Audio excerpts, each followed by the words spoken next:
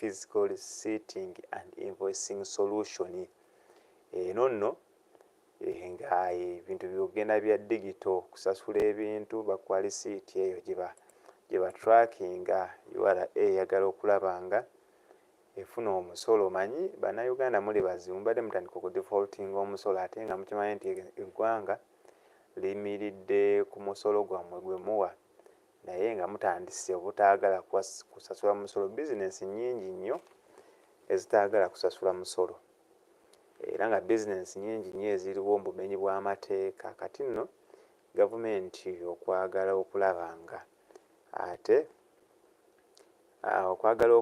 nga baako ate ssente zeesolooza, so kwe kusalawo okukola ki, ogamba nti nedda bannaaye twagala kati ssente. Gavumenti buli mwaka ebeera ne target okulaba nga esolooza ssente, kuba jjukira yeewola eyagala okuyimirizaawo bajeti yaayo, so n'okusasula amabanja agagibanjibwa. Naye kati bannayuganda omubanga temwagala kusasula musolo, ekyo no kibeera kitegeeza nti gavumenti ebeera tena weegenda kujja ssente.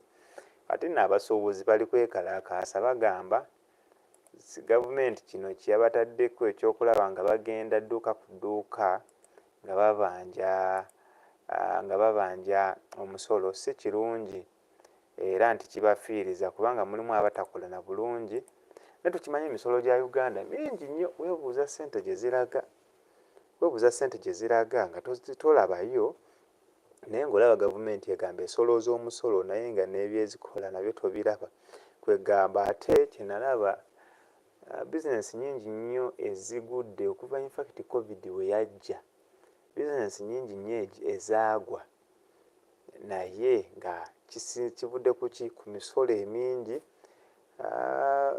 Gundi industrialization mu Uganda ekyali wansi wadde nga industries nnyingi ziri kujja, naye gavumenti oba tekoze kimala okulaba nga local industries bazibeezaawo. Tulina bubu Uganda Build Uganda, naye ogenda okulaba nti era kampani z'Abannayuganda tezithrivinga, ate ez'abazungu ze ziri okuthrivinga.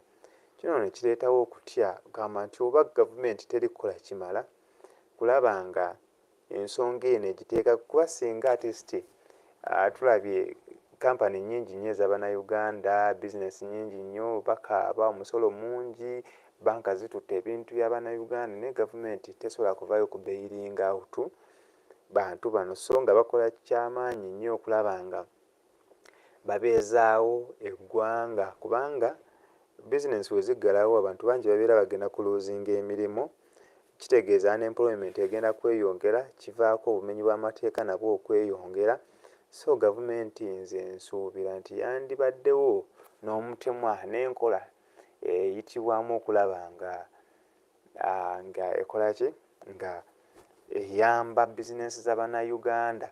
Naye ng'ate nawe Munnayuganda wenna alina bizinensi, nkukubiriza okulaba nga owandiisa bizinensi yo. Kino nno kijja kuyambako okulaba nga ofayiringa taxes, kubanga gavumenti erina okusapootingibwa, erina okusolooza omusolo okusobola okuyimirizaawo bajeti, saako n'okulaba nti eggwanga ligenda mu maaso, kubanga ssente teziva walala wonna, ssente ziva mu bantu mummwe. So bwe mugaana okuwa omusolo kitegeeza Uganda oba gavumenti terina weegenda kujja musolo, ne ssente ezo zemulaba ezeewolebwa, ssente ezo zammwe era mwe abazisasula. Nalabyeko amafuta agagenda kulinnya, bagenda gongerako, saako n'ebintu ebirala ebigenda okulinnya, ebigenda okukola ki, ebigenda okwongerwako omusolo. Naye ng'ekibadde mu Paalamenti olunaku olwaleero ensonga y'abasuubuzi baavayo gye bavuddeko ennaku nga bbiri ne basinkana Leader of Opposition Joel Ssenyonyi saako ne kabinenti ye ne bagibuuliramu ebibaluma, naye bagambye mbu wano beekalakaasa nga aba-opposition nga bano ab'ebyobusuubuzi oba abasuubuzi beesuubirayo gwa nabbanja oba gwa naggamba ng'enjogera y'ennaku zino weeri. Naye kati kibatuddemu kati nabo batandise okwekubira enduulu. Kino nno kiteera kitegeeza nti no mu Uganda tewali ali safe. Kale nno bavayo ne basisinkana leader of opposition era ensonga eno bagitadde ku floor of parliament. Bahati namulabyeko minisita ow'ebyensimbi namulabyeko ng'agamba nti nno basinkanye abasuubuzi era nga abasuubuzi bano babaddeko kiboogera okulaba nga ensonga eno bagikwata kintu kikulu. Era amaduuka woyita mu Uganda woyita mu Kampala amaduuka gasinga tegakoze olunaku olwaleero gadde maggale era nga poliisi n'ab'ebyokwerinda abalala babadde balawuna ekibuga Kampala kubanga badde bategeseewo okwekalakaasa. Era wano ndabako Sewungu naye akyalenjinze Minisita Bahati okulaba ku nsonga eno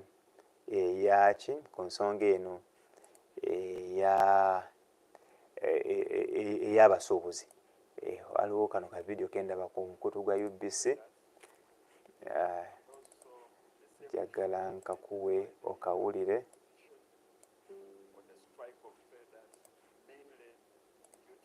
Kano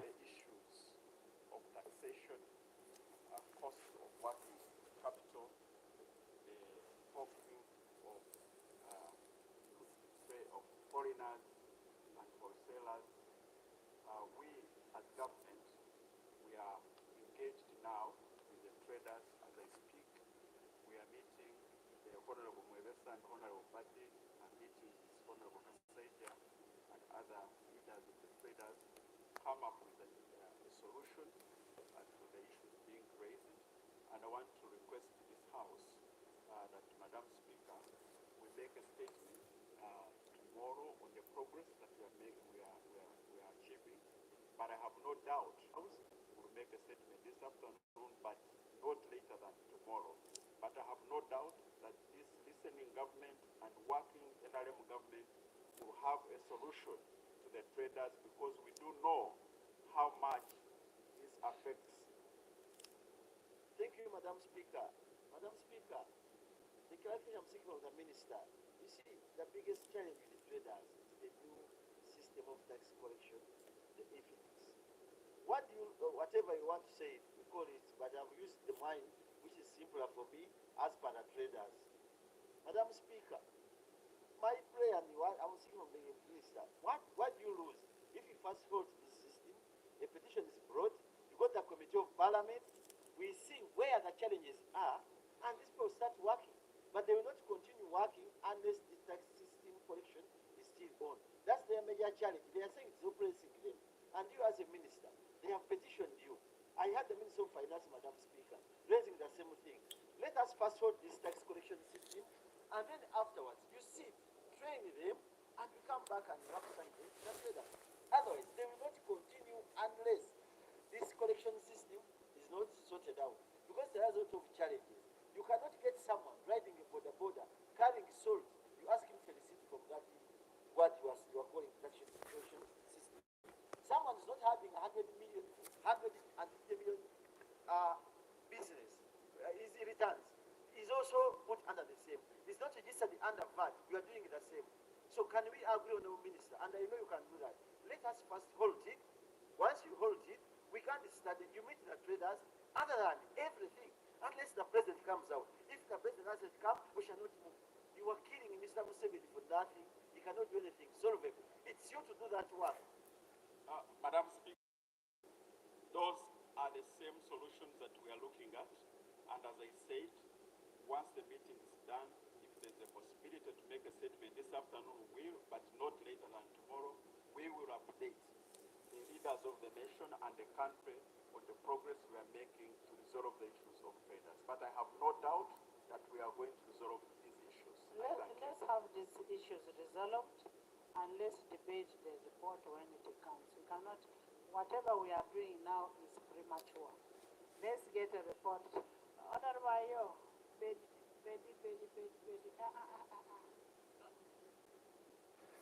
kale nno yeyo ensonga y'abasuubuzi okulaba nga beekubira enduula era wenjogera amaduuka maggale Masaka nayo weekityo wekibadde naye mbu embalala amawulire agavuddeyo galaze nti bo emirimu gigenze bukwakku bo tebasobodde kuggalawo maduuka era ne leader of opposition Joel Ossennyonyi naye yabaddeko kyayogera ku nsonga eno tusooke tugiwulire bw'atyo wayogedde era ku nsonga eno y'abasuubuzi yekyaliwo ensonga eno. You mentioned last week raised the concern of traders who did come to approach myself and a couple of other members of parliament raising several concerns. High taxes, the modus operandi of enforcement, EFRIS, and so on.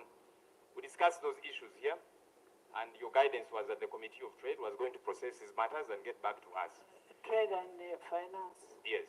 But there's an emergency situation currently, Right Honourable Speaker. Traders are on strike. Shops downtown Kampala are closed, in Masaka and other parts of the country. I think that even as we wait for the committees of trade and finance to process, would it not be procedurally right for the executive to talk to us about this situation? Because it has a huge impact on our economy. The traders are saying they're going to keep their shops closed until their issues are addressed. Last week we were told the executive was going to meet them so they can share these concerns. That meeting has not happened, and so the strike is on and they are unrelenting. Would it not be right for the executive to give us an update now what they're doing? Because if we wait for the trade committee, and eventually they should get back to us, it might take quite a bit of time. The second issue, so they can be, you can rule on them together, Right Honourable Speaker. Honourable Speaker, last week something bothered me in this house. One of our colleagues, the Honourable Sechikubo, stood to raise concerns about how commissioners sat in a meeting, shared money among themselves, and how money is used in this institution. And you, Right Honourable Speaker, referred to his submission as nonsense. I found that wrong. I found that unparliamentary, Right Honourable Speaker. And with due respect, I would like to urge you Whereas you found it to wrong. apologize and withdraw that statement, Right Honourable Whereas you Speaker. found it wrong. Whereas you found it wrong. There is something that is pending that is supposed to be called, that should be answered first. Where Honourable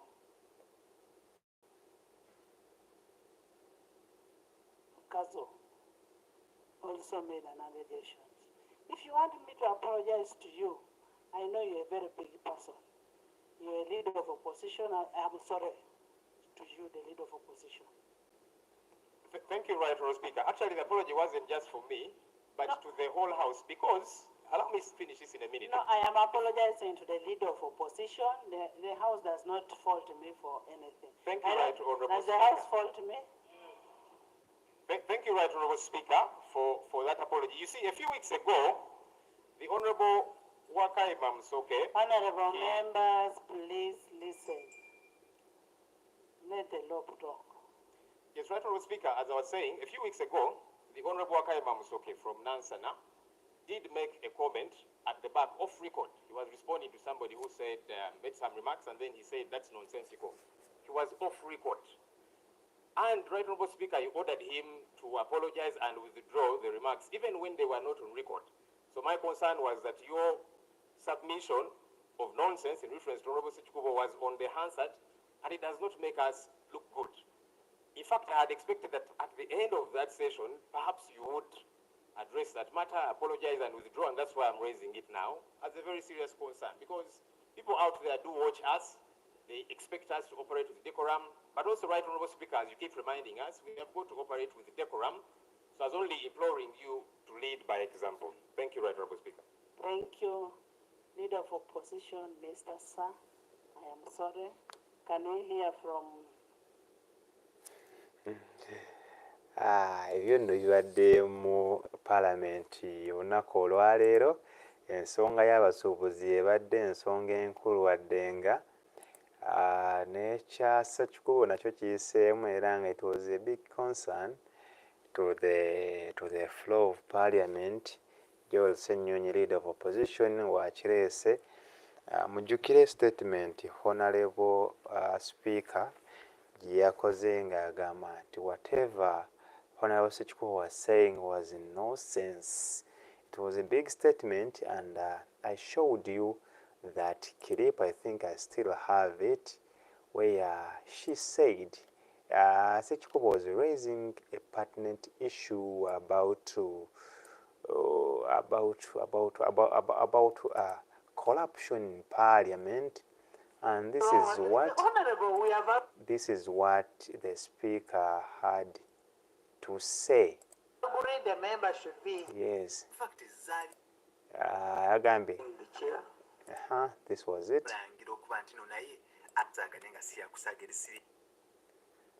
This was it. You made to this house This was it. when we were to close off for Easter holiday. You had undertook that we shall have opportunity to debate on the issue of the parliamentary exhibitions, wherein members read about the profligacy of the commission of this house,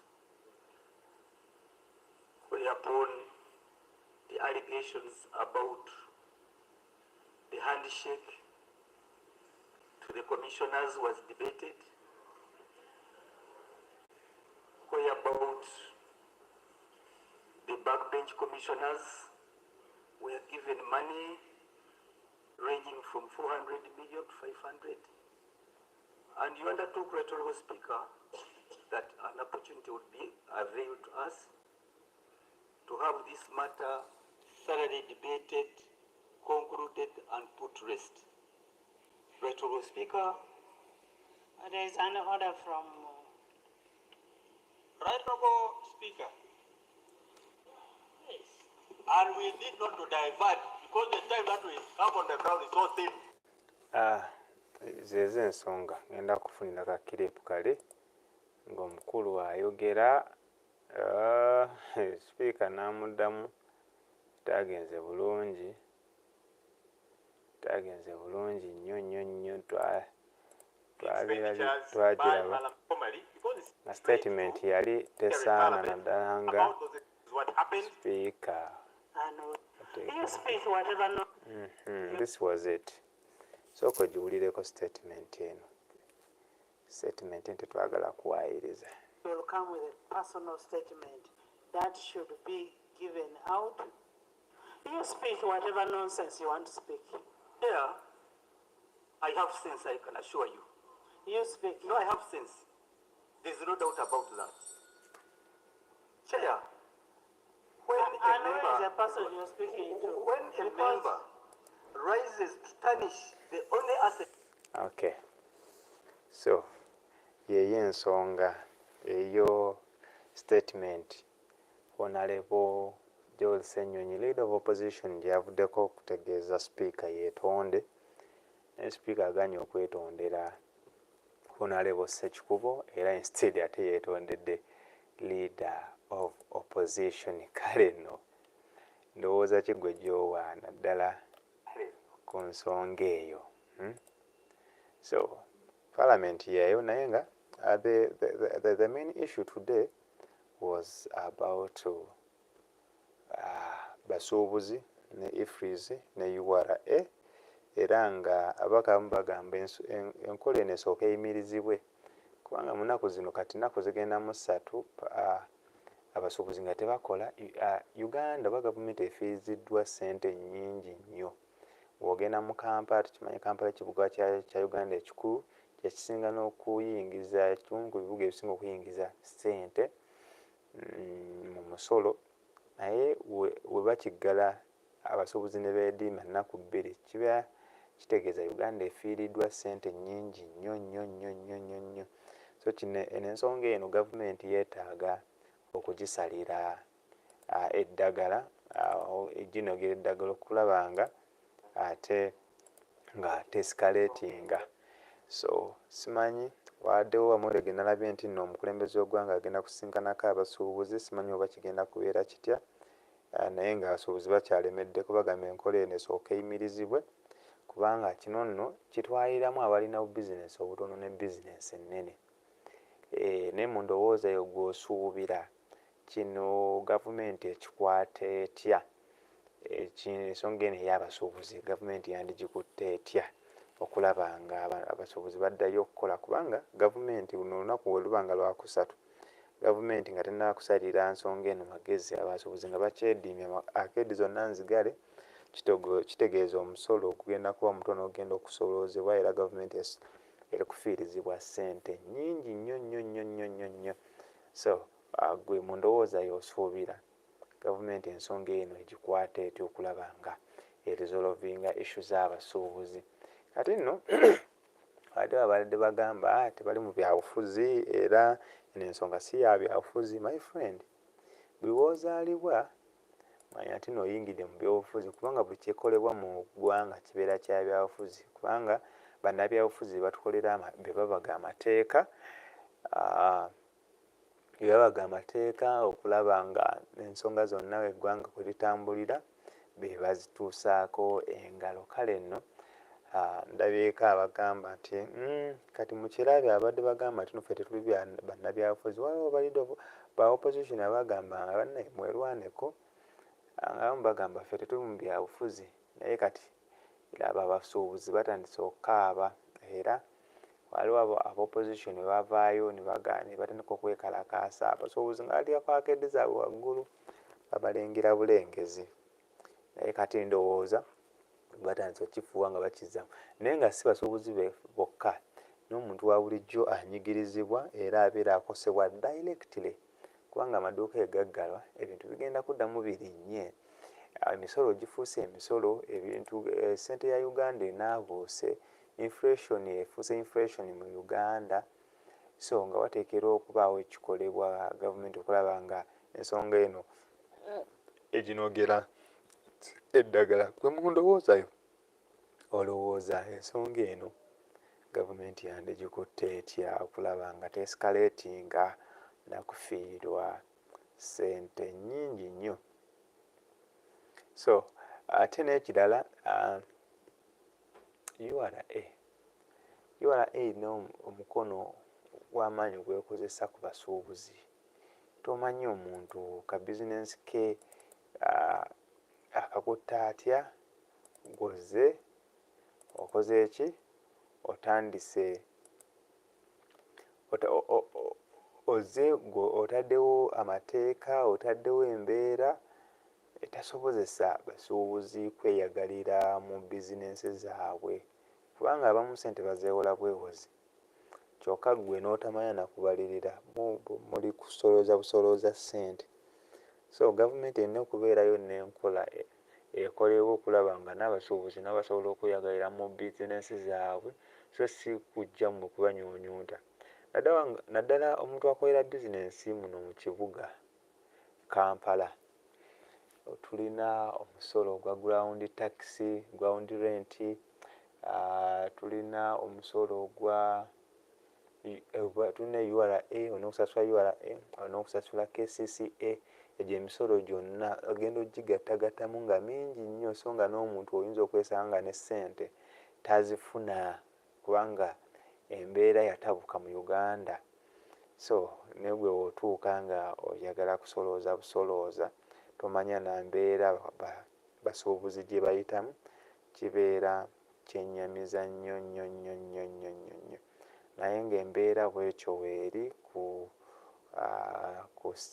mu nkola y'abasuubuzi oba ku sayidi y'abasuubuzi si nnungi nnyo, era nga bakyagenda mu maaso n'okwekalakaasa n'ogamba nedda tetugenda kugula maduuka gaffe paka ensonga eno ng'enogeddwa eddagala, ng'esaliddwa amagezi, naffe tusobole okukola ki, tusobole okweyagalira mu bizinensi zaffe, so si kutubereka musolo. Omuntu n'ogula akantu akatono baagala ofune kaalisiiti ako, ate jjukira kabeerako omusolo era kabeera ka trackinga byonna by'oguze, so abasuubuzi kye bawakanya. Naye ate era n'abasuubuzi abataagala kusasula misolo gya gavumenti ne mugyebalama nga muyita mu window 2 nammwe mulina okwekuba mu mutima kubanga at the end of the day gavumenti yeetaga ssente ezo okulaba nga ekola ku bizibu ebiruma bannayuganda, okukola okuyimirizaawo budget, okulaba nga efacilitatinga budget ya Uganda. So z'ensonga enkulu. Nsaba President Museveni ayingire mu